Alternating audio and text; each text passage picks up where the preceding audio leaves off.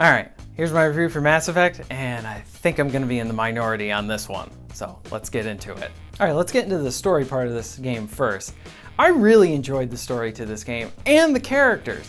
The setup's kind of neat. You're on this new exploratory mission where you have to go to a galaxy 600 light years away and colonize a planet and probably take it away from the locals, but hey, you'll be the heroes. But that kind of stuff is really cool, and they can't go home. So to me, it already kind of has that aspect, except there's no machines revolting yet. But it kind of has that aspect of Battlestar Galactica, where they're trying to find a new home, and here you're trying to find a new home. And with this, all these moral dilemmas keep popping up. The story's very engaging, especially with the new galaxy that you're interacting with, and say maybe the new species that you're interacting with there. And your cast of characters is very awesome, and you have to kind of get through a bit. The game is very long. Probably it took me over 104 hours and I got 94% in the game, so that's a little bit. But I think I can talk to the effect of the game. And it has just, there's a lot there. There's a lot of little scenes with your side characters that just make it very compelling. Overall, really enjoyed the story. I don't want to get into it too much because stories should be experienced and you shouldn't hear them from other people because you're just not going to be able to enjoy them as much. At least that's how I feel. I'd rather just go in not knowing anything. So Mass Effect Andromeda, know that you're getting a good story with this one.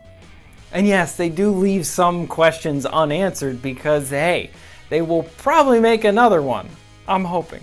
The story missions in this game are very exciting, very forward-moving, very intense and awesome stuff. Good battles going on there, great character moments and comedy. And like I said, there are some loose ends, but you do solve the main conflict that does happen within the game. So it's not like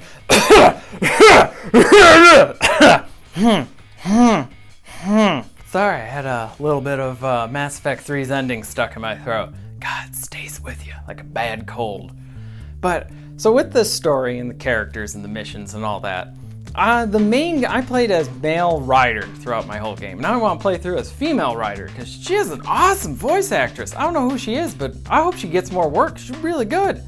But I played through as male Ryder and he really grew on me. Also, am I the only one who thought that it sounded like Nolan North, like Nathan Drake from Uncharted? Because it sounded like Nathan Drake's little brother. And even at times in the game, male Ryder would throw off these one-liners that I'm like, is that Nathan Drake in space? You know what? I'm okay with that.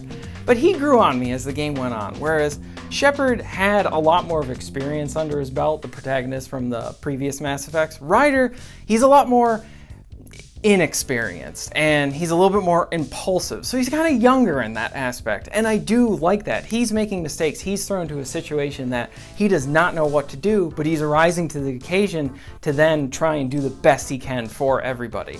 Or you can play the game as a dick and you just don't care about anyone. But hey, play your choice.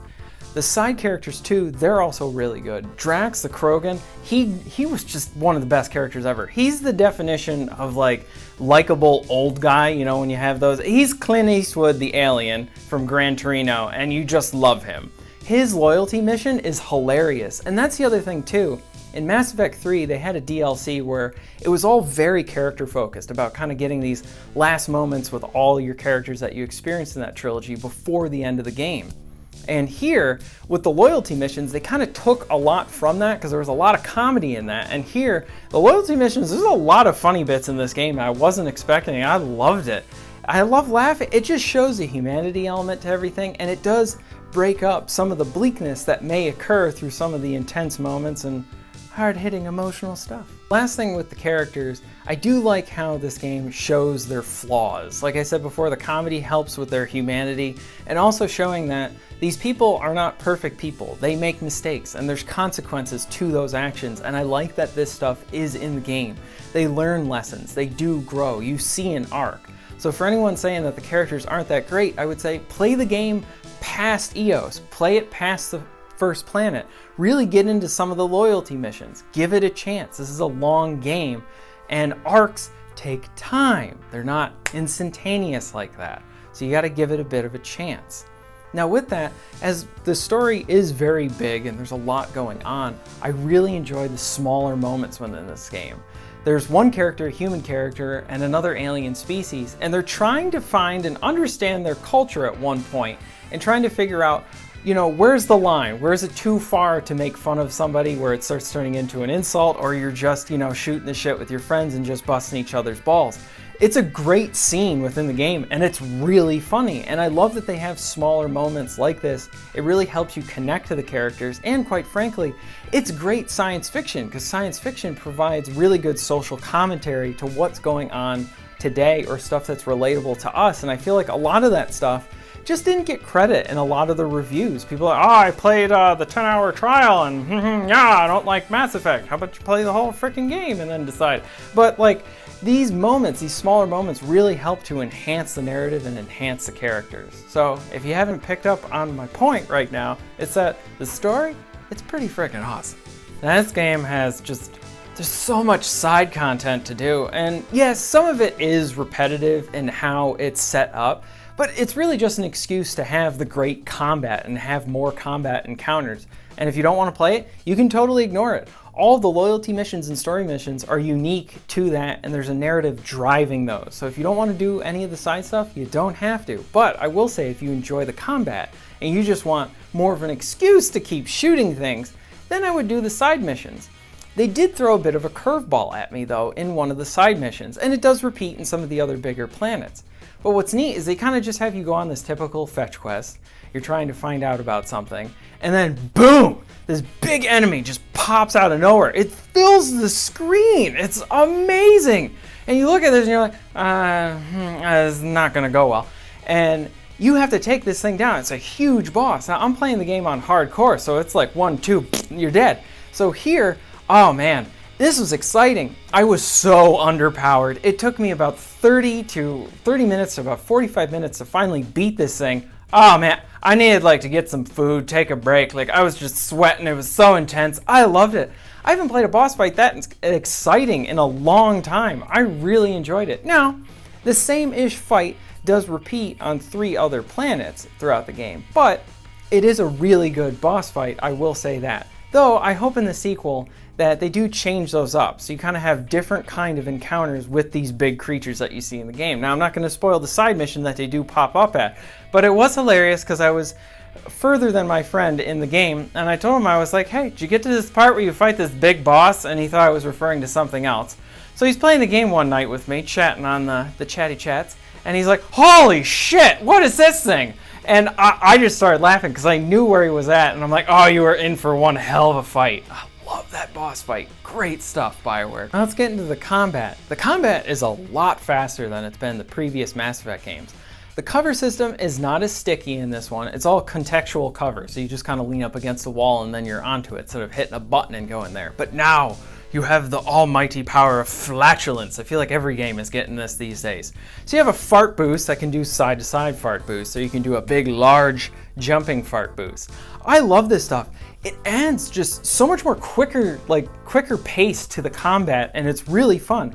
Now, I do wish that they did have some type of button prompt or something for the cover, because there are times where you're like, this looks like something I could go into cover with, and by the time you figure out it isn't cover, you're dead. You're dead.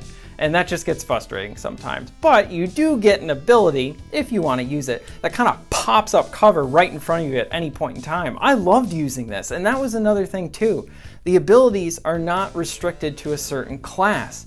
You can use any of the abilities at any time and really make your own custom classes. And if you don't like what you're using, you can then respec your character for just a small amount of money, and you can keep doing this, keep playing around with different playstyles. How I was playing in the beginning was not how I was playing at the end of the game, and I kept learning more and finding new strategies and new ways to play the game. I like that this kind of experimentation, you know, that's what the critics are all saying. They love saying that in games. Oh, it's experimentation.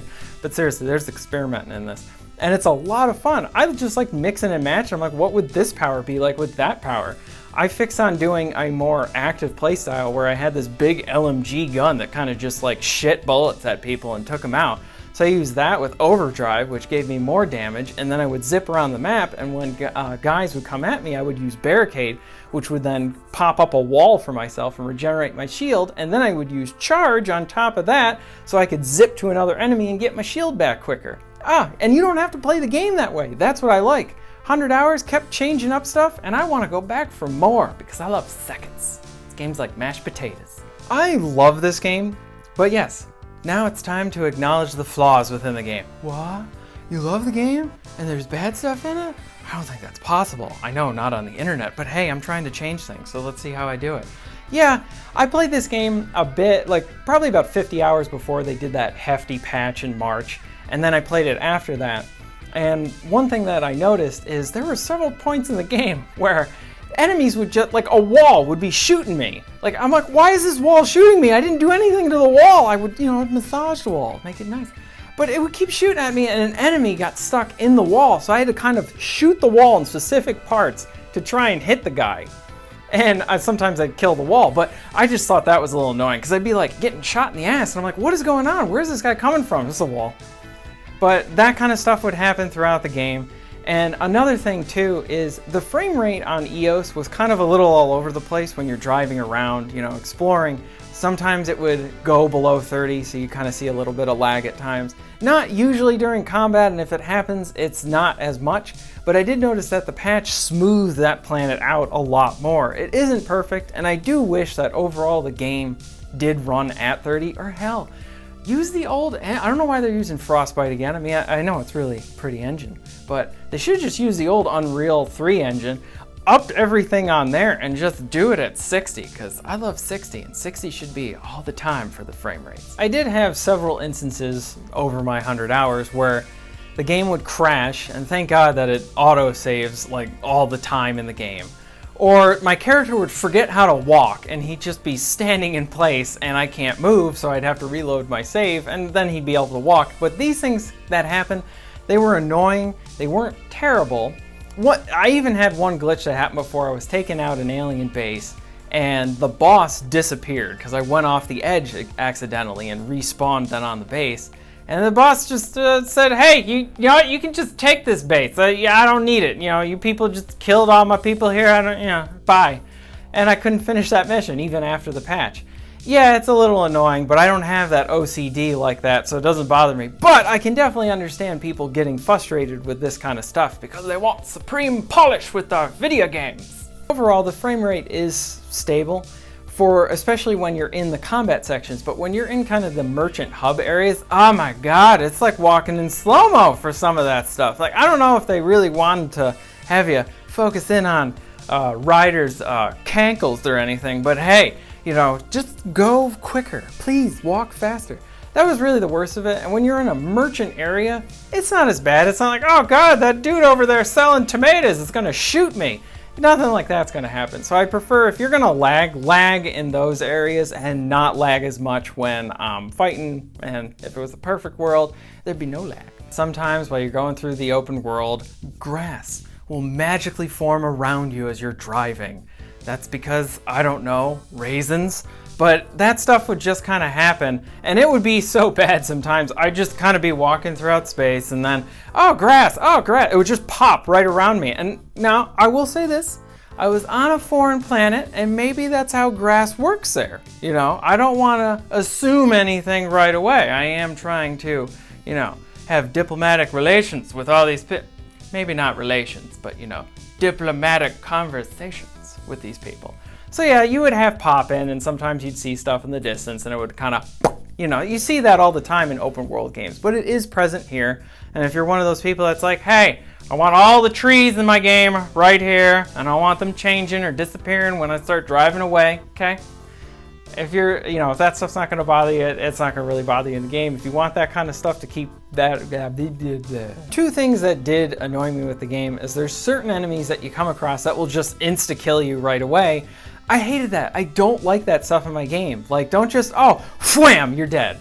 It's the reason why I don't play some games that just do that all the time. It's very annoying. Here, it doesn't happen all the time, and there's certain enemies that will do that to you, and then once you start learning which ones do, you stay the hell away from them and you just pepper them with all the shit you got until they're dead.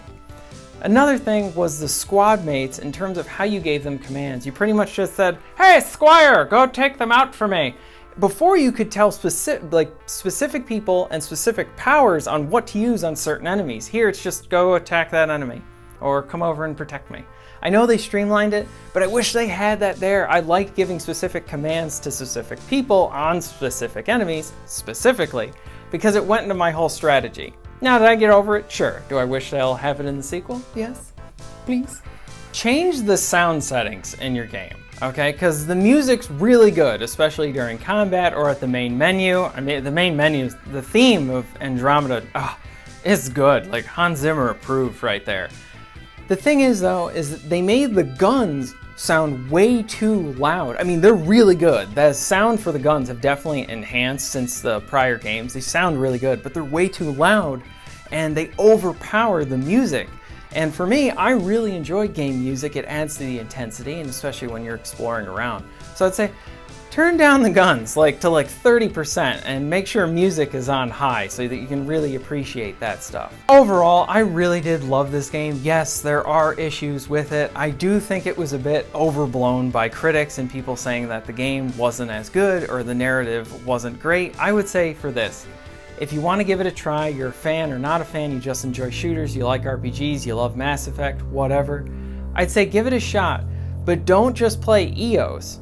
Go to more of the planets, get to some of the loyalty missions. Yes, it's going to take some time, but the best things do take time. And it's an RPG, so it's not like you're playing a Call of Duty campaign where they got to do stuff like this all the time. It takes its time, it's a bit slower, kind of like the first Mass Effect. It took its time a bit. And there are sense of urgency when it needs to, when it's appropriate. But to get those arcs, you gotta have them start somewhere and have stuff happen that goes along the way that shows this growth in these characters. That way you kind of really relate to them and you start connecting with them. So I'll leave it at that. I love Mass Effect Andromeda. I'd probably rate it second best in the series, with the second game being my favorite so far. And I hope we get good downloadable content or expansions coming out in the future. And I hope they keep working on stabilizing and improving the performance in the game. So far, they seem to be doing a pretty good job and dedicated to doing it. So I do have to commend BioWare for doing that. Yes, some games don't have the best launches, but guess what? 10 years down the road, you play the game, and if they fix most of the issues, I mean, that's the way I look at it. If I return back to it, I'd like to return back to older games. I want to know that, it got better. That's great. So maybe we'll get that Mass Effect extended cut after all these patches or something like that. So I want to say thank you very much for watching. If you enjoyed this video, please hit that like button. And if you want to see more content like this, please subscribe. I'll see you next time.